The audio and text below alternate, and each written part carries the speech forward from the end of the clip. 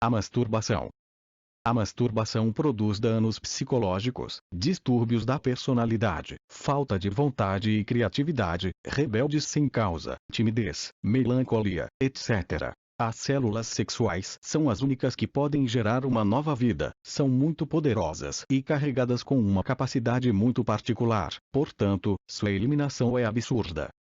Quem não descobre a importância do sexo será vítima de traumas dessa natureza, muito comuns hoje e que impulsam a degeneração, conflitos, tragédias e abusos sexuais, tudo por ignorância, própria ou imposta. Sexo é o produto da união de um homem e de uma mulher que se amam. Por causa disso, a masturbação é chamada de vício solitário, já que a outra pessoa não existe, exceto na fantasia. A imagem fantasiosa, criada pelo masturbador, do casal permeia o subconsciente e é revivido no processo inconsciente do sono, causando poluições noturnas. Paracelso chamou isso de formas pensamento incubos e subcubos, que podem até alcançar a se manifestar como larvas astrais altamente prejudiciais ao seu progenitor. Homens masturbadores geram subcubos e mulheres se masturbadoras geram incubos. Essas larvas energéticas incitam seus progenitores a repetir incessantemente o ato que lhes deu vida. Quase sempre atacam à noite, invadindo a mente sonho. Desta maneira, eles produzem mensagens subliminares de paixão sexual, até que a masturbação seja alcançada, já que o objetivo é fazer despejar a energia sexual para que seus progenitores se alimentem dela. A masturbação como vício solitário, estimula a fantasia erótica, que com o tempo causa rejeição do sexo oposto, exaustão do cérebro e impotência sexual.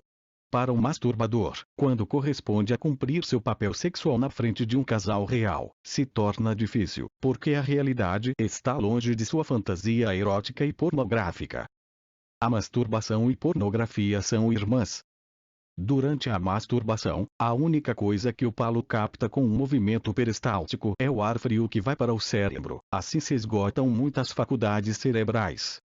O esperma contém DNA, portador do código genético da hereditariedade e determinante do aspecto sexual e RNA, enzimas, proteínas, glicosídeos, lecitina, cálcio, fósforo, aminoácidos, etc. Além disso, cada esperma contém 20% de líquido cefalorraquidiano. Ao se masturbar, o jovem extrai esses componentes do organismo, impedindo o desenvolvimento normal de seu corpo e cérebro. O vício da masturbação arruína totalmente a potência cerebral. É preciso saber que existe uma relação íntima entre o sêmen e o cérebro.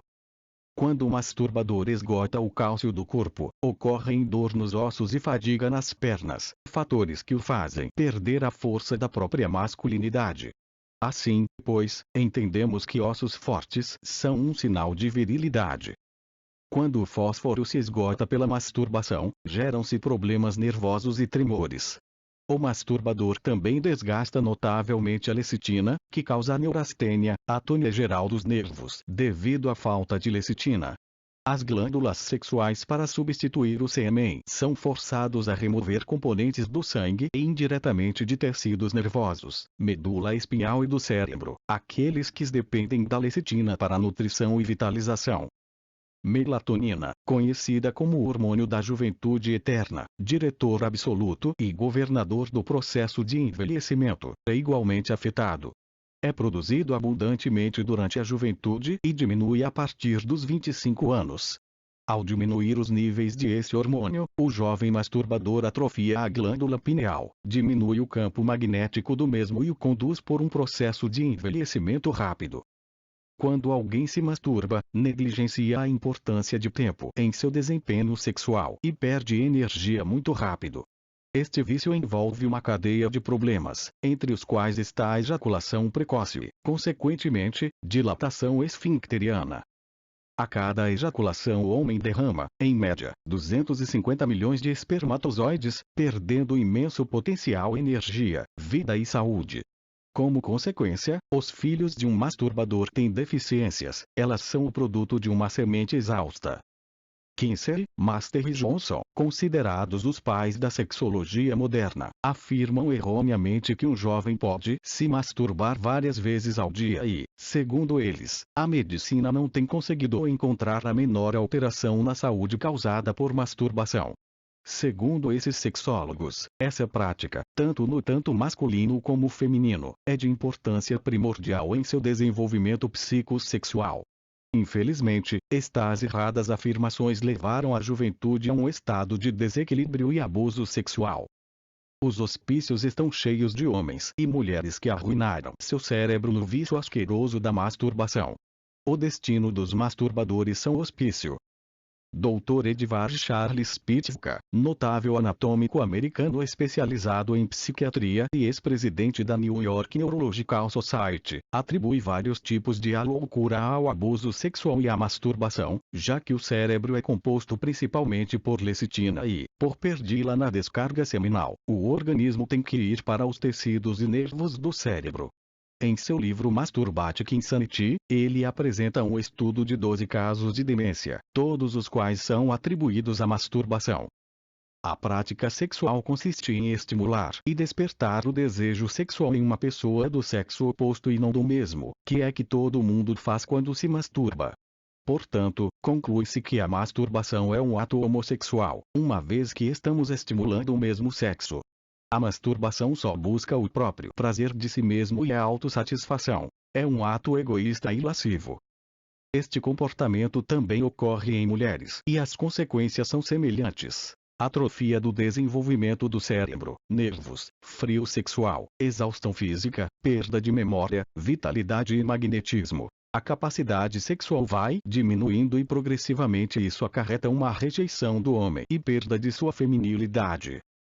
A jovem que não se masturba, conserva sua vitalidade, beleza, brilho nos olhos, campo magnético poderoso, bom tom de voz, etc. Quando alguém que se masturba frequentemente deixa de o fazer, começa a sentir uma força física, emocional e mental que serve para ir em frente à vida sem medo e eliminar completamente esse vício. Para sair dele, devemos entender o defeito que o origina e, com a ajuda de nossa Mãe Divina, suprima-o nos momentos que quer se manifestar. Poluições noturnas.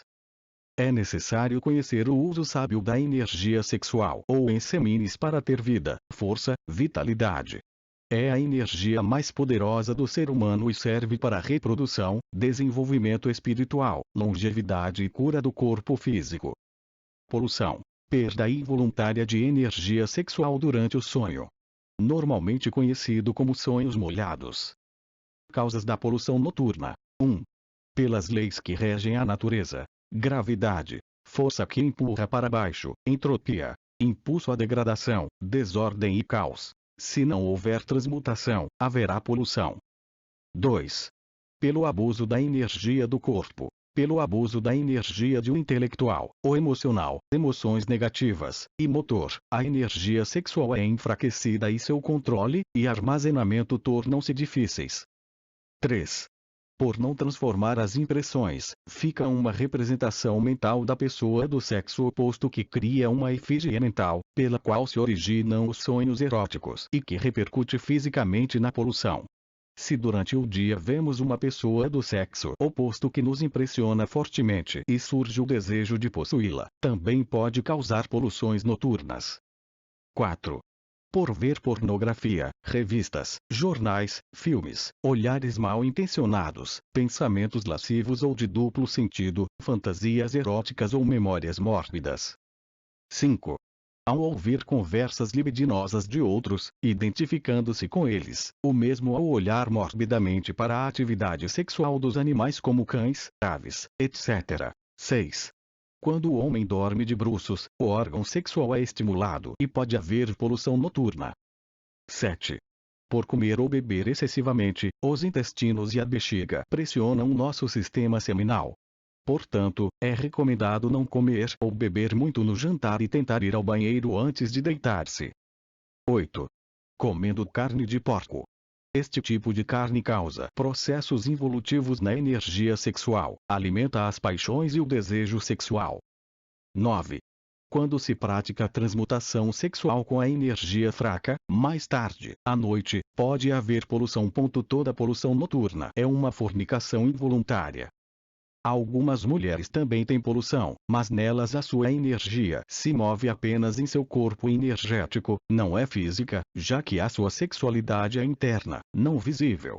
No entanto, algumas mulheres passam por uma espécie de ejeção de um fluido de suas glândulas para a uretral. Tanto homens como mulheres devem conhecer primeiro e compreender depois para evitar a perda inconsciente de nossa energia criadora.